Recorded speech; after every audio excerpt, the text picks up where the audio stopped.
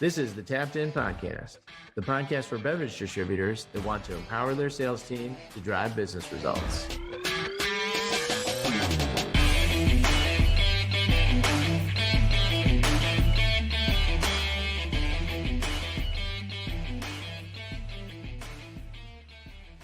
Listen up and welcome back to another episode of the Tapped In Sales Podcast, your podcast for beer distributors by beer distributors. I'm going to do my best to be your moderator today while I'm on the road. I have a new background, as you boys can see. I have no affiliation to the University of Michigan. That is just my mom's new husband loves U of M. So if you hate it or love them, I don't really care. That's just the background for the day. So I'm going to get that out mixed early for the crew. You don't have a free sponsorship. Hey, free sponsorship. We are here with Moneyball Ross, Data Mike, and the master himself, Wes Verno, one of the smartest people in the industry. Wes, thanks for joining us today. This will be a New Year episode. New Year. We're going to talk about a few things that Wes works on. For those listeners who have not been introduced to Wes Verno yet, Wes Verno from Verno Consulting is one of the top consultants in the space, one of the smartest folks that we know that actually has as much hair as he has. See, the good thing, Ross, is that he hasn't worked that much with me. That's why he's still got that beautiful head of hair on him. There's still time. There's still time. But the longer that he might work with me or VXP or the rest of the team, Mrs. West is going to have some hard times with the hairline. Big guy. So he might wind up looking like Ross in another couple of years. But Wes, introduce yourself to the listeners. Tell people about yourself, what you do, what gets excited about the industry every day, because you've spent your whole career in the industry as well. Correct. Well, I appreciate you guys having me on. I'm Wes Verno. I work alongside my father and sister, so a nice little family business, much like many of you. We've been in the industry a long time. My grandfather was a Genesee distributor in upstate New York. Long time ago. That's how my father got involved. And then he moved out to Denver, started Denver Management Group, worked with a lot of wholesalers, most wholesalers across the country for a long time. And I joined the crew a couple 15 years ago, maybe, and I've been working with wholesalers ever since. So we are consultants, which, is an easy thing to say, hard thing to define. But ultimately we help wholesalers accomplish their goals, whatever their goals are. We find that most wholesalers are still structured and operating and going to market the same way they have been for many years, despite everything around them changing, including their retailers, their portfolio, their people, technology, their competitors, their territory. Literally everything around them is changing, but they're still staying the same. So we come alongside wholesalers and we provide industry best practices and project management methodology and help them customize a solution to help them accomplish their goals. We align their strategy, structure, and process. That's what we say. So I love that. Long-winded answer to say consultants kind of do a little bit of everything, and it's hard to describe. And you're on the route side and the sales side. You do a little bit of work on both and some work too, right? Yeah, we do everything, but admin, accounting, and HR. But ultimately, everything we do touches HR. So. We're in the warehouse doing operations. We're doing inventory control, go-to-market strategy, brand management, management structure, sons and daughter integration, acquisition integration, all that kind of stuff. So no 2 days are the same for us, which is fun. Good stuff. Stay away from HR consulting. It's never any fun. Nobody likes the HR consulting folks or consulting in general. Sarah, my wife, you'll love this, Wes. She just went through an HR consulting program. She's like, I need a handbook and I need all this stuff. And meanwhile, Ross and I are like, what's a handbook? So she gets you're talking to the wrong person. I think Bud's our HR director, which tells you something about our company. Hire a lawyer. Exactly. So she kicks this thing out, Wes. And one of her employees emails back. It's like, oh, so I learned that I now report to a new person today. And Sarah's like, oh boy, I forgot to do that. So that's always fun. So Wes, let's dig into some of the stuff that you are excited about and that you're focused on. So everything around you is changing. Everything's around the industry is changing, all kinds of stuff. We've got Delta 9 we're selling. We've got Delta 9 that's now going to be banned, whether the ban sticks or not. You've got new route structures around. We're doing more orders online. We're doing more telesell orders is what the old school guys would say. Now it's online ordering platforms and everything else.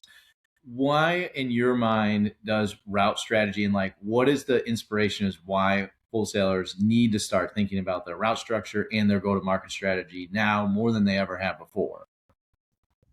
Yeah, it's a good question. It's a simple question in the sense that there's no right answer, but strategy, to me, strategy is the intentional deployment of a limited resource to accomplish a goal or to achieve maximum input or impact, excuse me. So strategy means we there's only so many dollars that we have available, right? And every wholesaler's dollars are being pinched tighter and tighter with between soft trends, increasing cost, whatever it may be, we're feeling it from both sides. So there's definitely a limited resource available to accomplish what we need to accomplish in the market. So the strategy that we help, we're wholesalers on is how do we take that limited amount of resources and shake it up to be as effective as possible in the marketplace. And effective as possible could be, a lot of different things. It could be to maximize sales. It could be to reduce turnover. It could be to grow certain portfolios or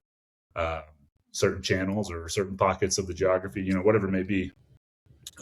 That's the fun part is, everyone's got different goals. So none of our projects are the same in that regard, but there's a limited resource, and that resource seems to be getting smaller and smaller with each year that passes. So how do we spend the money we have? That's where the strategy comes in.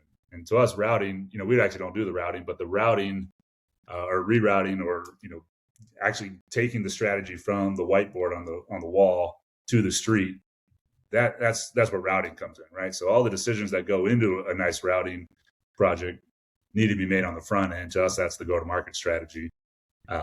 So what type of people you're using, how often are they going to accounts, how much time are they spending, how's technology helping them? All those different factors are the strategy conversations. And then routing is just a manifestation of your strategy. So as the world changes faster and faster, today and going forward, the need to adjust your strategy and to continue to move resources around the table is just going to increase. So the need for routing ultimately is going to be a lot more frequent going forward than it ever has been. So. One of the good examples that you gave in a routing for the trucking for like the delivery side was, and I heard you talk about this as a case study, was, you're up on stage, you're talking about the divas, as I like to call them, the delivery drivers that are, we have too much turnover at this specific location.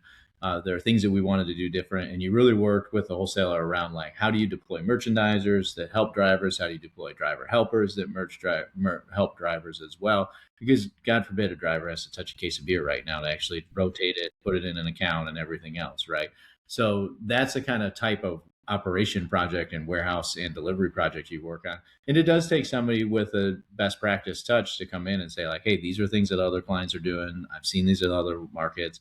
This is how it can work. This is how it could work for you. And those are really compelling examples that you bring to the table too. Mikey, you got to love where we got to bring an outside consultant to help the divas do their job and keep them around longer, right? Yeah, exactly. We don't roast people publicly on the podcast, Wes, except for former sales employees like Jeff and Larry. Yeah. I was going to say, why are you alienating maybe 10 or 15% of our listener population, guys? What are you doing here? No, we're not alienating. When you said diva, I was like, I think you're like riff on the accounts, not the drivers. Jeez, guys. Oh no, the drivers. Just the diva drivers, not the good drivers. The diva drivers. Yep. They know who they are. They know they're divas. They love it too, by the way. They're all good with being called divas. So I can speak to that. I guess the hardest or the most, if you break it down, the biggest value we add to our customers is we bring a lot of heavy product from our barn to their barn, and we could sell it 1,000 different ways. Whether it ever hits the shelf or not, different conversation. But if the product never gets there, then we're out of business and they're out of business. So ultimately, we have to work backwards from maximizing or optimizing delivery. Obviously, the cost of a driver is increasing year over year. The cost of trucks, the regulation around trucks, the mechanics, the upkeep of those vehicles, fuel, all those different reasons. Delivery is obviously the most expensive thing we do. So trying to make delivery as efficient as possible, and long term, how do we reduce our dependency on CDL drivers? And you do that by having as few CDL routes as possible. And you do that by maximizing cases per route and keep the truck rolling down the street as much as possible. So, through, there's a lot of new equipment out there that's helping to speed up individual deliveries. There's also, incorporating chasers or merchandisers more and more, even beyond the grocery store. So we want to have as few drivers as possible, get as many cases off those trucks, and then also incorporate smaller trucks, when available. So that's, kind of goes against everything we ever thought we knew about, gross profit per stop and gross profit per truck and cases per load and all that kind of stuff. But, when the driver pool becomes more and more limited and oil goes up, $100 a barrel again, and nobody can hire drivers, then we got to look at things like that. And those problems kind of come in waves, I feel like. And right now we're a little bit more stabilized than we have been for the last couple of years, but that could all change in the next 6 weeks, So from a long-term sustainability effort, how do we make our routes as tight as possible and as effective as possible? What about service levels? I think that always has been a challenge for me when, talking with or dealing with from a wholesaler perspective. And you can take that on a couple different fronts. There's a political element to service levels, and then there's also a relationship, practical legacy history of over-servicing element that goes into it. So how do you address both the political aspect of it and the legacy cultural aspect of it? It's the number one thing that a wholesaler needs to manage is their service policy or have a service policy. And to us, that service policy dictates how often you're going to go to the accounts, whether it's from a salesperson, a delivery, or merchandising. I think you need to have a service policy for all three of those. That is, it's a honey hole from a consulting standpoint. We will stay employed as long as people don't have service policies. And then our goal is to get every wholesaler in the country to have a formal documented service policy that everyone knows this is how often we go to accounts and this is why. And it's not as easy as just how much what's the break even, you start with that. What's, how much do we need to drop off in order to pay for our direct costs associated with that delivery? But, again, there's different reasons for doing stuff. There's financial reasons. If we made every decision just based on pure financial ROI, you wouldn't have a third of your customers and it would look totally different. But we obviously have an obligation to service the market, and we need to do that as intelligently as possible. That doesn't mean we need to lose money in a third of our accounts every single time we stop there, right? So adjusting frequency, and especially the lower, the long tail of accounts, the lower volume accounts. And that's not a popular change, especially with middle level management that's been doing it, doing it the same way for so long, and they're not necessarily seeing the financials, or they're not necessarily feeling the pressure, the cost pressure that owners and executives are. So all they know is this is the way we've always done it. This is the way our supplier partners have, what they expect. This is how they rank you. So part of that is how we need to change the way we're keeping score, and it's doing the right thing for the wholesaler, the people that are signing the checks of these middle level managers, is most important. Not necessarily doing whatever we need to do to bend over backwards for our suppliers. Now there's a balance there, and we need to make sure that we're adequately servicing the market, and that we're being a good partner to our suppliers and upholding our end of the equation there. But there's a lot of wasted resources by over servicing or inappropriately servicing the market. And the reality is, what we tell our wholesaler clients all the time is, you're not providing the quality of service that you think you are across the board. Everyone prides themselves on great customer service. Well, the reality is you can't afford, if you're over servicing everybody, you can't afford to provide that level of service to everybody. So when you are over servicing a large segment of your customers, who's paying for that is the middle and the upper. Somebody's subsidizing it. Exactly. So we're not, we don't have enough support people, or our managers are having to cover so many routes, or our merchandisers are breaking down, and next thing you know, all of our middle level managers are doing resets and throwing boxes all day, and nobody's actually managing the market. So those are all symptoms of misallocation of cost and trying to do too much in the market. I would rather try to do a little bit less and do what we said, actually do what we said we were going to do, versus over promising and under delivering, which is oftentimes oftentimes what you find in companies that are over servicing the market. You said it a few times, Is there and we've Yeah, talked go about ahead, it a lot Michael. too, as wholesalers are really just kind of stuck doing things the way that they've always done it, right? And they kind of get stuck in that, hey, why do you do it this way? Well, it's the way we've always done it, and we talk about that a lot too. So I guess my question back to you is, what are some of the most common mismatches you see between their structure, and this is how we've always done it, and what the market actually is today? And then also, how do you really get your point across or open up the eyes of like, well, you're right, we have been doing it that way just because that's the way we've always done it, and there is a better process. So what do you usually do to kind of get the eyes to open up a little bit and shed some light on that new process? We start by showing them what they're doing. Like a lot of people say, "Oh yeah, we merchandise these accounts. We merchandise our grocery stores on weekends." Okay, for example. Well, just because if you have 100 accounts that have the same chain name, I'm not going to alienate any of our chain customer listeners.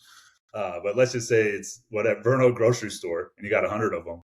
Well, all Verno grocery stores aren't the same, right? Some might be doing 500 cases a week, and some might be doing 100 cases a week. But because it says Verno grocery on the outside of the box, we're going there 7 days a week, twice on Saturday, twice on Sunday.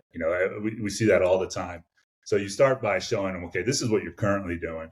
Did you know that you're servicing accounts as often as you are, despite the huge discrepancy in volume between the accounts? Same thing with delivery frequency. When we have a couple analyses that we run, that as soon as we show them, the project sold. I mean, we were there for another 4 days, but it's an amazing. It's amazing when you just take a step back and look at what are we actually doing, and then just illuminating the fact that resources are being spent all over the place. And another example would be structure. I mean, we forever 4-to-1, 4 sales reps to 1 supervisor, 5-to-1. I mean, these are our tenured, best employees that have been here for 20 years. They've been on these routes, calling on these accounts forever. And we have 1 manager or 1 supervisor for every 4 or 5 sales reps. Meanwhile, our merchandisers have only been with us for 2 or 3 weeks, and they have no training, and they're there all 7 days of the week. And we have 15 or 20 merchandisers reporting to 1 lead who's covering a route most of the time. They're 22 and they don't know what they're doing about anything. It's just like a total imbalance. It's like, okay, we got our highest paid, most tenured, most stable people with the most auto management. We have our least paid, least tenured, least reliable, highest turnover position with no management. And it's just like a simple take a step back. It doesn't take an MBA to figure out that that's broken. But I think one of our themes is we need fewer but better managers going forward with more support. And let's actually have managers that are positioned to effectively manage your people, and 99% of their time should be spent managing people and not doing non-managerial work like resets, relief, merchandising, so on and so forth. And we'll take some of that money that we spend or save from having less managers, and we'll reinvest it at the street level, because that's where all the work is. I mean, all the work's increasing at the street. So how do we reshuffle some of the resources again? How do we spend some of our limited resources to be as effective as possible? Let's take it from the middle and the top of the organization chart and reinvest it in the street. And by doing that, we'll actually increase the quality of our middle and top of the organization.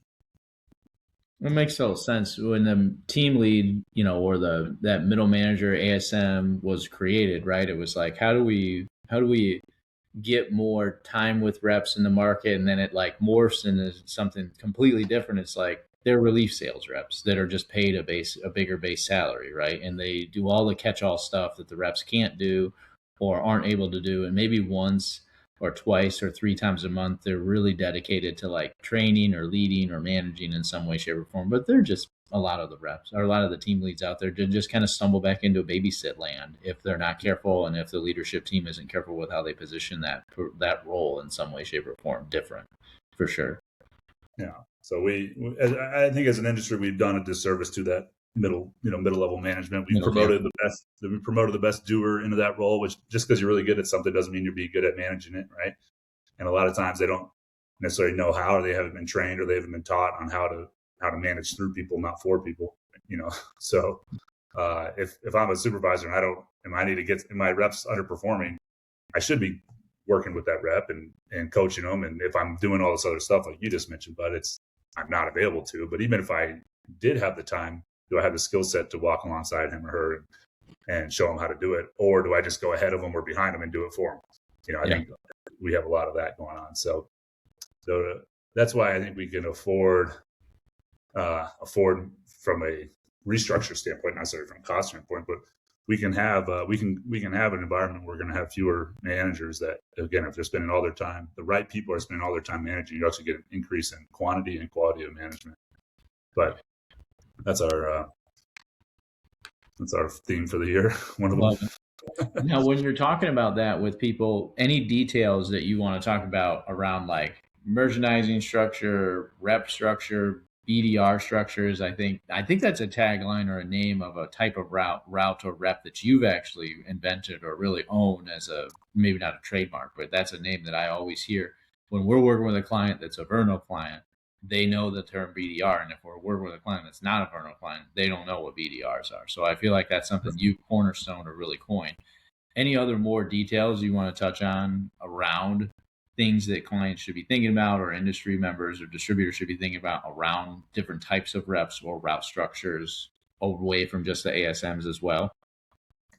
Yeah, I mean, we work backwards from how should we be structured from a sales standpoint, or what type of salespeople do we need?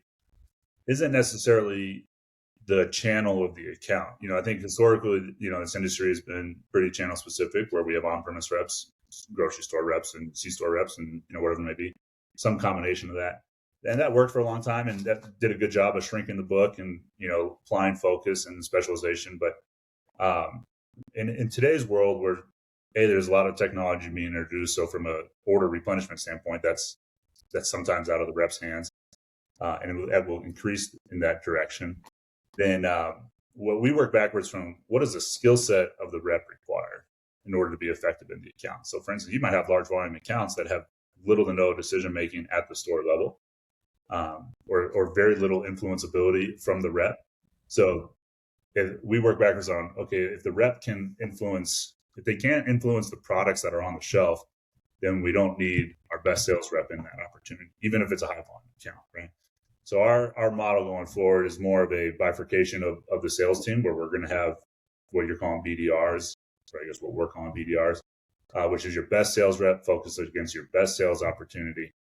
And they're going to be compensated higher compensation and more money tied to performance. And then a more execution level sales rep that is doing still a sales rep, still responsible for delivering the profit and delivering the volume and managing the account. It's not just some slug, but it's a more execution, blocking and tackling, 10 steps of the sales call, order replenishment. And then that will continue to evolve as technology continues to evolve, and we have less, we decouple sales from order replenishment through technology. And but we don't want to, what we're trying to avoid is having our best sales rep spend half of their time in accounts that they can't influence. And so we start with, obviously any specialization strategy has to start with geography, but assume that you're in a tight enough geography where you can influence the way, the type of reps you have, or multiple reps in the same area. Instead of basing it just purely on channel, we want to have our best sales reps only focus on the best sales opportunity, and then execution reps being more geographically focused, where they might hit the grocery store and the C-store and the on-premise account, that are all mid to low influence and more execution stuff. So that's a simplified model. Without giving it away, how do you look at those vectors in terms of what makes an account high impact, high decision? What does that exercise look like? And is it even more important in your mind than segment? It is, and you can take this strategy and combine it with a segmentation strategy if you really want. But what we find is, if you're a great salesperson, you can sell to any type of account. Like, we shouldn't limit the sales rep by only focusing on one channel. And we're trying not to spread those people out too wide either, because a lot of times they'll spend half their time in the car if you give them too big of a footprint, skipping all these accounts. So the exercise of identifying that, we used to have a lot of different columns on that matrix, pricing and new features and ability to get POS and so on and so on and so forth. But really what it came down is, can you get new placements sold into the account? And so if it's a chain and you can get display locations, well, we can get display locations through execution. And actually the rep that's there every day or more often is actually better suited, even if they're a lower level rep, to get in caps and display locations just through their sweat equity versus, some guy in a suit showing up and saying, I'm the best sales rep in town, give me that floor space, and they're not going to have any credibility with that account. So it really comes down to, are you able to influence the products in the account? And then from there, so the first step is geography. Second step is influenceability or impact in the account. Then from there, it's total volume and growth potential. So even if it's a high influence account and it's doing 5 cases a week total industry volume, you don't need to send your best sales rep in that account. Just even though it's influenceable, but you got to say, is the juice worth the squeeze too? So working with so many people. I didn't mean to cut you off, Ross, but I just want to touch on something real quick in there. And you're saying you have a lot of clients that you work with, and putting your best rep in the best accounts. What really helps middle management or even senior leadership identify what is a good rep and what is not a good rep? I mean, outside of just sales numbers and trends, what are we really looking for to determine if somebody is really good at selling? Yeah, that's you're dipping into the HR here, but I thought you just throw their resumes down the stairs, and those who go the farthest are the best. Is that what it is, bud? That's what I thought it was.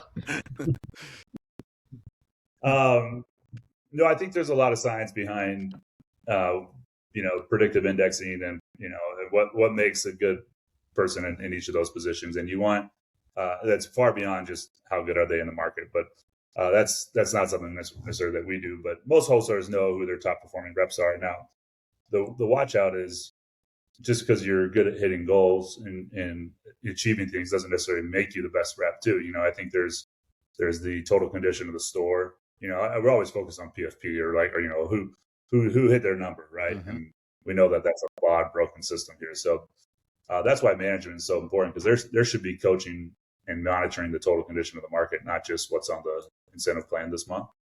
So if you got a rep that's hitting, the top of the charts on all the sales goals and sales initiatives, but their market looks like crap and their out of code is, totally out of whack, then I wouldn't consider them the best sales rep either. So I don't have a good answer for is what makes the best rep, but obviously they need to be personable and organized and knowledgeable, and they have to be good use of their time. And the resume has to go the farthest down the stairs. Exactly. I was going to say, if only there was an application that ranked everybody based on really quantitative based goals. I mean, if there was such a tool, that would be really helpful. That'd be pretty cool. Shameless plug. We brought Wes on here for value add. So Wes, on that front, you touched on real quick. We know the PFP is kind of a broken, flawed system too. How are you seeing clients and the industry evolve compensation along with the route map as well too? You're talking about route to structure, a route to market. You're talking about, go to market strategy, routing of that strategy then as well too. But there's always a component of like, how are we going to pay around any adjustments, especially if we're going to decrease number of routes or increase number of routes or roles too, or just shift roles around.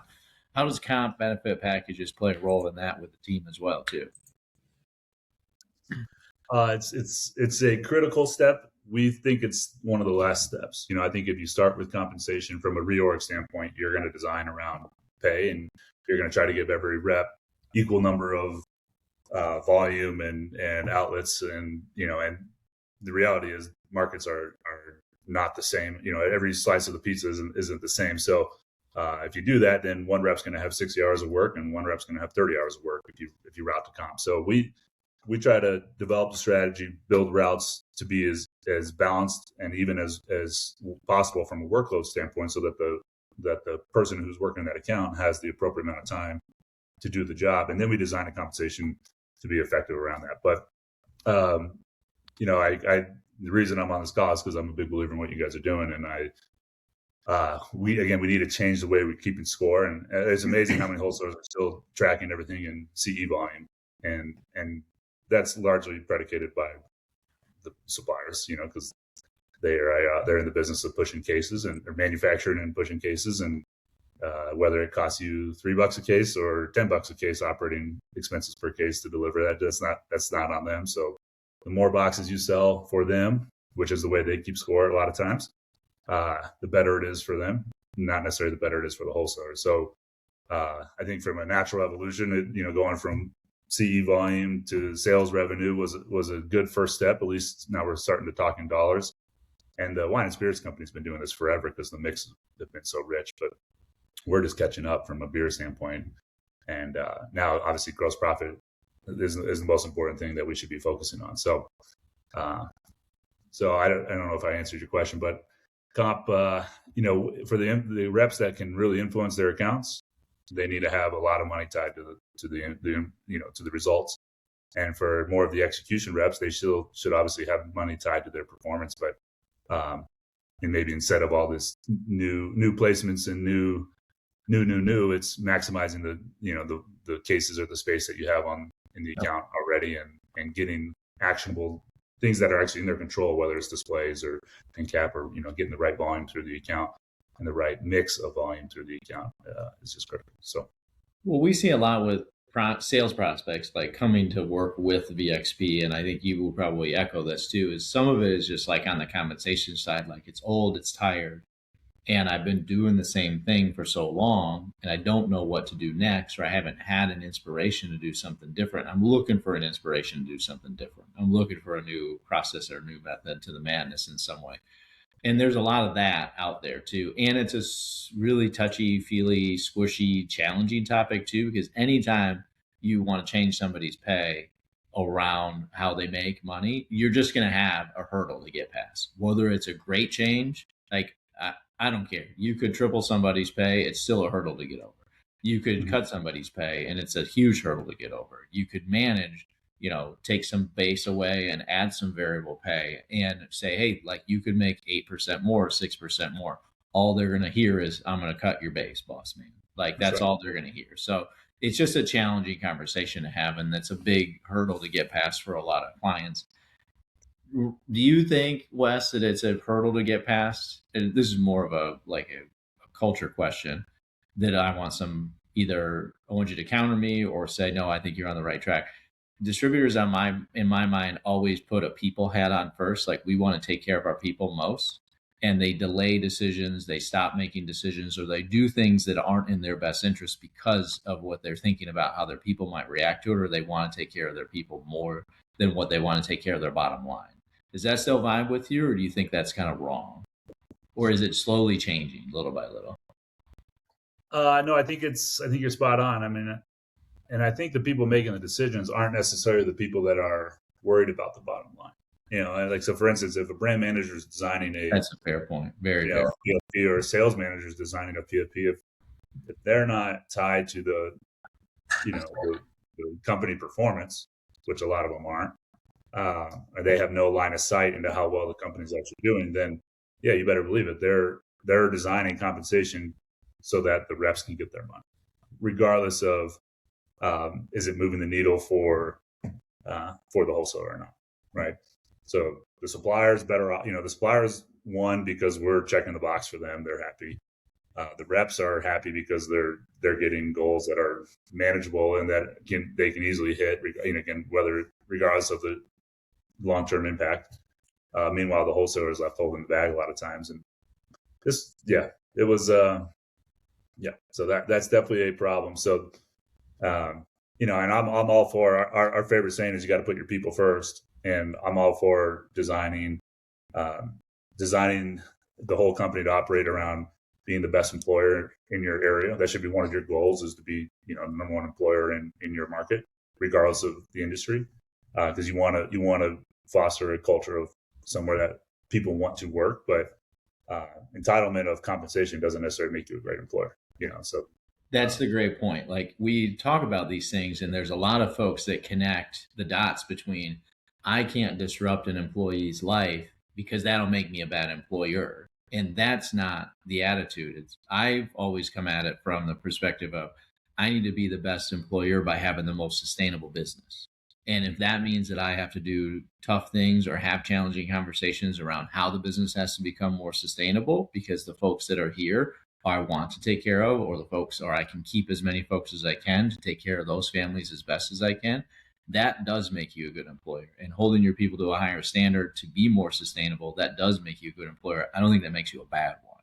And that disconnect is a great thing to call out between I'm going to continue with the entitlements as they are versus I'm going to modify what you're doing so we can have a more sustainable outcome for the total organization. We've got wholesalers that have 60, 70, 80, 100. I mean, some of our wholesalers are huge. They have a few hundred families, mouths to feed. Not finding a way to take advantage of the team to make the most money on the bottom line is a disservice to the families that you are trying to feed in my perspective. Spot on. And a good compensation program, an owner should be licking their chops every time they sign a check for an executive comp or management comp or salesman comp, even because if they're paying out on something, ideally it's tied to the right factors, which means that they're better off for whatever it was, for whatever the goal was, right? So in a true aligned compensation model, what's good for one should be good for the other. So highly positive ROI, return on investment. Exactly. So for every dollar you're spending incrementally, you're getting a better deal. So Wes, looking to the future, we work together a lot on the technology side that we bring to the coin, and you work with the soft and all the planning and organizational skills. You keep our team organized when we work on projects together. How do you see tech as a glue in the projects that we worked on together? Like, where is that relationship when we work together? How's that played out positively for your organization, but also for our collective clients that we work together as well too, without being like a self-servicing sales pitch in any way, shape, or form? That's not what I want to be, because that is the piece of the puzzle where we do work really well together. And I want to talk about that too. So I think tech really helps in two areas as of now, and that will continue to expand. One is the whole goal setting. I think most wholesalers are bad at. Yeah, one of the reasons PFP is not effective is because the people designing PFP aren't good at designing PFP, right? So the whole goal setting process, using more data, using more simplified, the simplified approach that VXP has really helped make sure that the right objectives and the right goals are being pushed down to the sales team. But in reality, as the portfolios continue to expand at a rapid rate into new categories, new parts of the store, sales reps, even the best sales reps, even in your top, number one Cracker Jack BDR sales rep, there's no way they're going to know every product, every price point, everything that they need to know about all thousands of SKUs that you're going to have. And that trend isn't going away, right? It's only going to be a more complex portfolio next year than it is this year. Nor can a PFP program for all of that variability as well, too. Yeah. Right. So where the technology will really come in is it'll simplify the focus of the rep, I think, by almost providing the answers to the test in some way. So the rep comes in and has the relationship with the account, and the technology can help direct the rep on what to focus on and what to execute in that particular account, or what's recommended based on all the different factors, similar product in the area, or similar accounts, or gross profit improvement, all the different factors.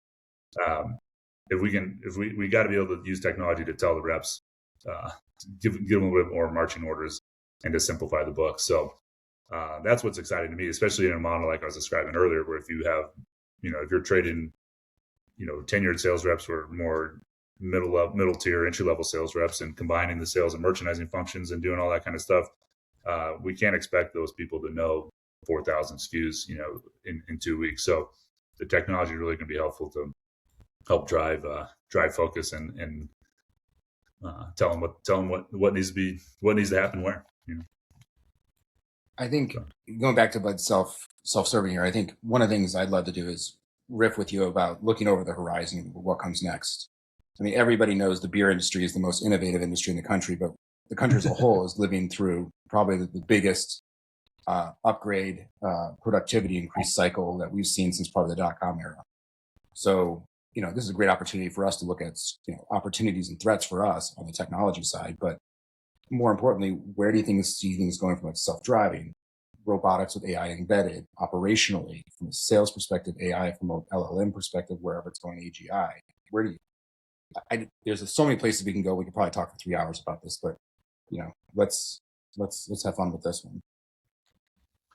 We can go a lot of different directions here. So I think from a street level standpoint, retailers are going to do less and less and less, requiring us to do more and more and more, right? So our labor cost is going up in the market. I think online or automatic or AI generated orders, whatever it may be, the order replenishment, there's a bunch of different people tinkering with that right now, but the sales replenishment is going to be done for the rep in the coming years, right? And whether it's account driven or platform driven, or route accounting software driven, we're going to a more automatically, using technology to generate orders. So then the question becomes, what is the role of the sales organization within a distributor? If you're just a warehouse and delivery arm, then why doesn't Bezos own beer distributors, right? So we need to find a new way to add value to our customers if sales replenishment is not our core function, right? So we need to be true sales consultants on top of order replenishment, whether that's done by technology or done by people in the account. But so there's going to be a big change there. I think as big of a change, I think the only thing you can compare it to is going from driver sale to pre-sale. I think that would be the biggest, season of change that we're about to go through. So our value proposition to the account from a sales standpoint needs to look different.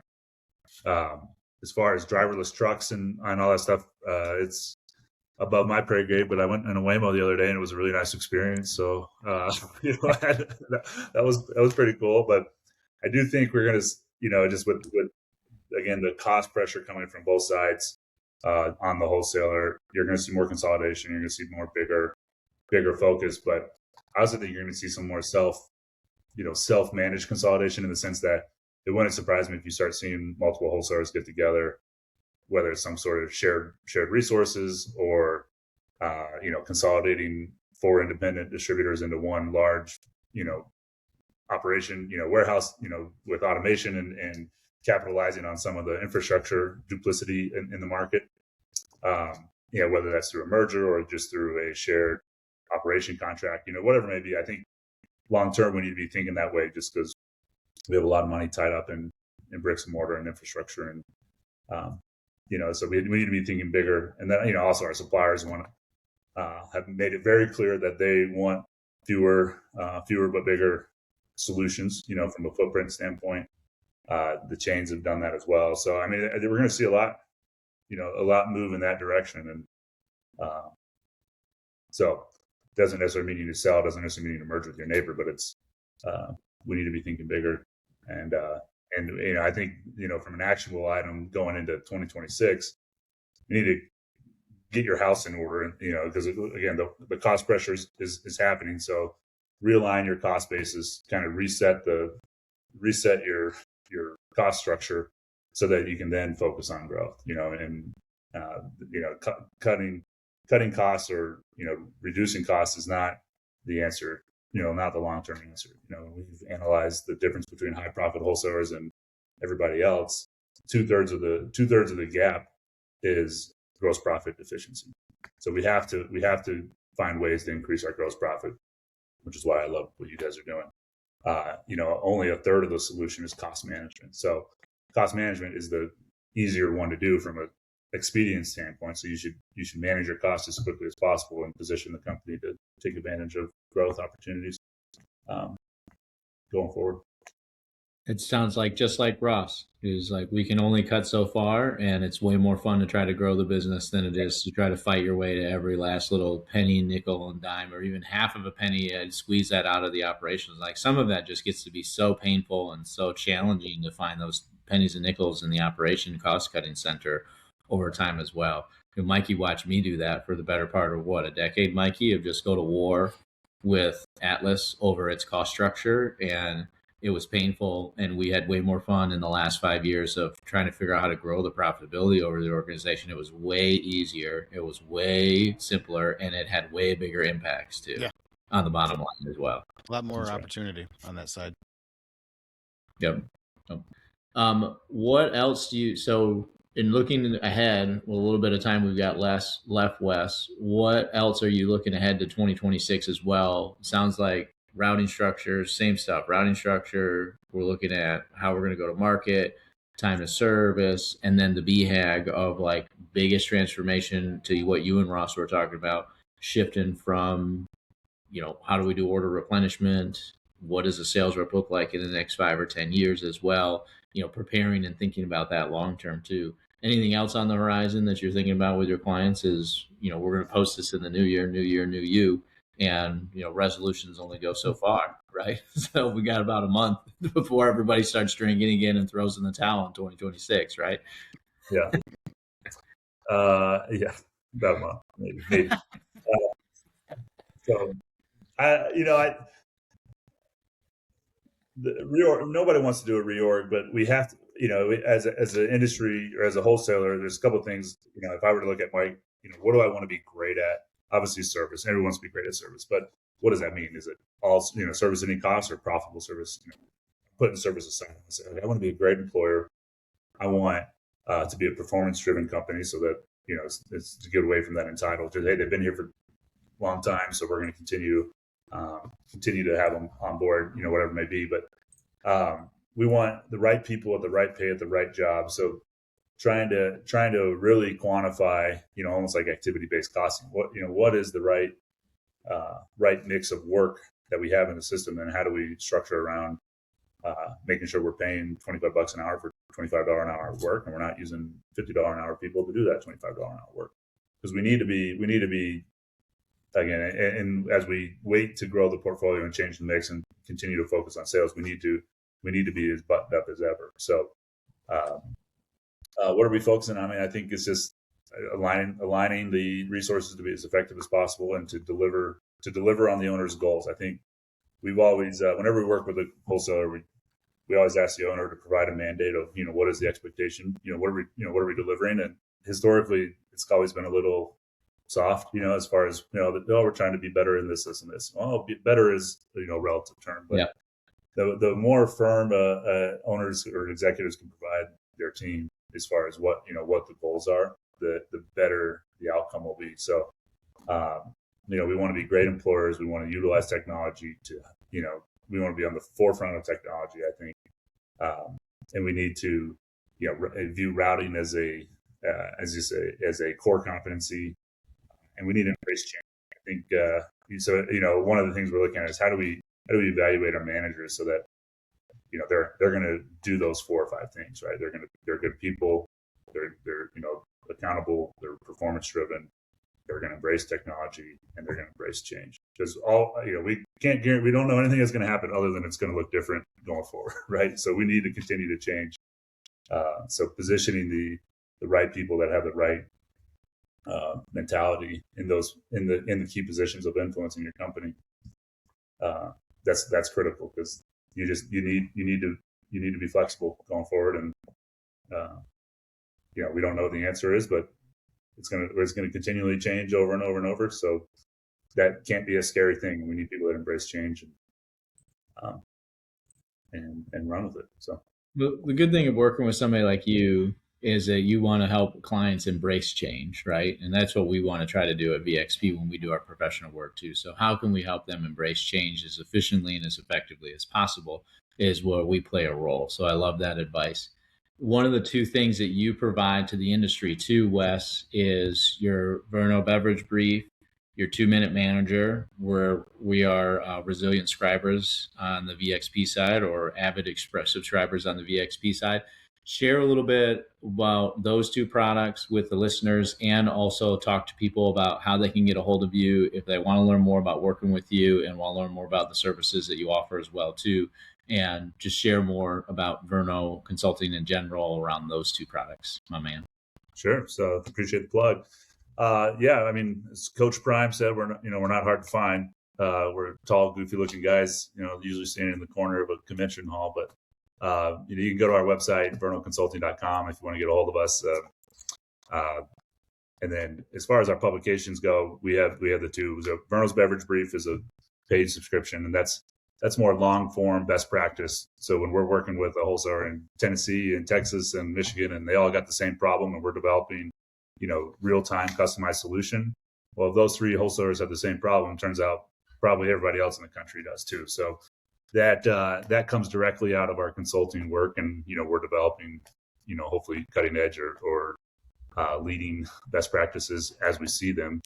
So that comes out monthly, and we got hundreds of subscribers of that, which is great. And the feedback we always get on that is, we swear you have a microphone in our conference room, because we were just talking about that last week, and the reality is we kind of do, just because we're in somebody else's conference room. But most people are talking about the same things, and if you're not talking about it, hopefully it tells you what you should be talking about it. But we realized, in the same way that here we are in video, not everyone likes to read a 10-page how-to, best practice manual. So we came up with the 2-minute manager, which is essentially our equivalent of a tweet, if you will. So meant to just be a more frequent, shorter, here's something to think about. And we don't think we're the smartest guys in the room, and but we like to say we ask the right questions, and we surround ourselves with pretty smart people. So if we can just start the conversation or intrigue people enough to have the dialogue, and then maybe the solution that you guys come up with is something totally different than what we did, but maybe it's the right thing for you, that's great. We just want to make sure that you guys are talking about the right stuff. So 2-minute manager, that's free. You can subscribe on our website. Verno's Beverage Brief, again, is paid subscription, but we'll send it to you anytime you want. But well, we love subscribing to them. They're timely. They're always well informed. They always have lots of content on them. So if you haven't checked them out and you're listening to this and are like, I'd love to see some more information and content around what Wes does, a great way to dip your toe in and start to learn directly from Wes on those 2 products. Wes, we can't thank you enough for being here today, my man. It was a great information for the crew. If you want to still find more information about VXP or have any questions you want to pass along to Wes, you can hit us up at info@vxptech.com. That's info@vxptech.com. We will post Wes's email in the show notes, and the link to the website, so you'll be able to find that there. And Wes will probably throw a link to subscribe to those 2 products as well, to the 2-minute manager and the Beverage Brief. So we'll do that in the show notes if you're interested. Wes, we can't wait to see you again. You be in DC, my man, for MBWA? Yeah, that's home. That's ground zero for me. That's home base now. That's so, right. It is. It's around the corner. Duh. So we will see you there. And thanks for joining us today, Wes. Cheers. Cheers. Good being with you guys. Thank you.